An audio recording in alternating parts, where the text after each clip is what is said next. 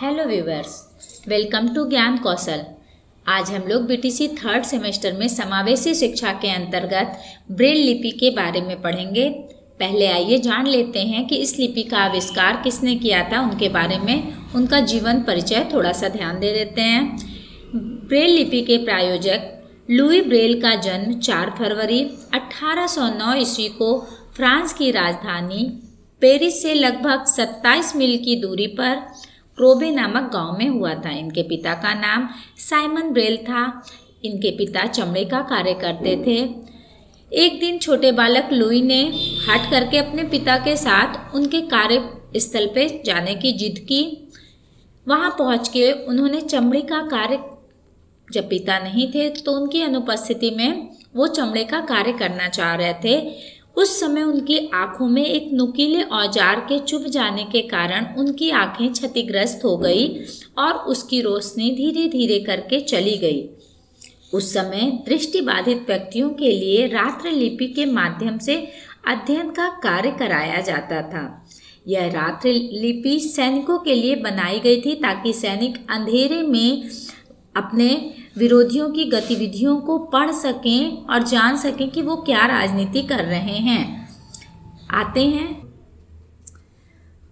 Braille लिपि का आकार हम देख लेते हैं कैसा था। सैनिकों द्वारा अपनाए जा रहे रात्रि लिपि 10 बिंदुओं पर आधारित थी। इन 10 बिंदुओं पर उंगलियों का स्पर्श नहीं हो पाता था, जिसके कारण अक्षरों को पहचानना थोड़ा कठिन होता था।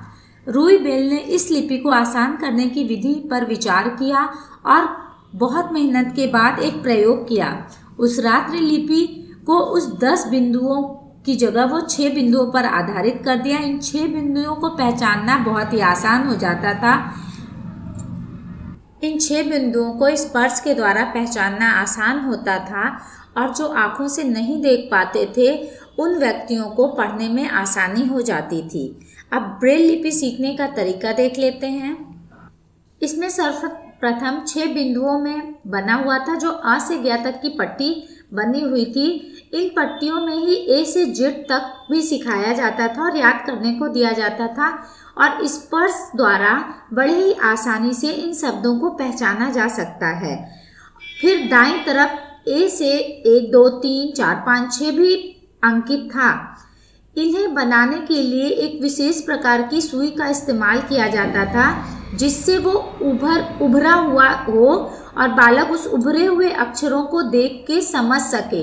ये अंधे बालकों के लिए विशेष उपयोगी ब्रेल लिपि होती है। अंधे बालक उन अक्षरों को अपनी उंगलियों की सहायता से स्पर्श करके अक्षरों को बहुत ही आसानी से पहचान सकते थे। तो ये ब्रेल लिपि बहुत ही अंधे बालकों के लिए कारगर लिपि है। इन्हें ब्रेल लिपि का नाम लुई ब्रेल के नाम से ही पड़ा है। अगर आपको मेरा ये वीडियो पसंद आया हो तो लाइक, सब्सक्राइब और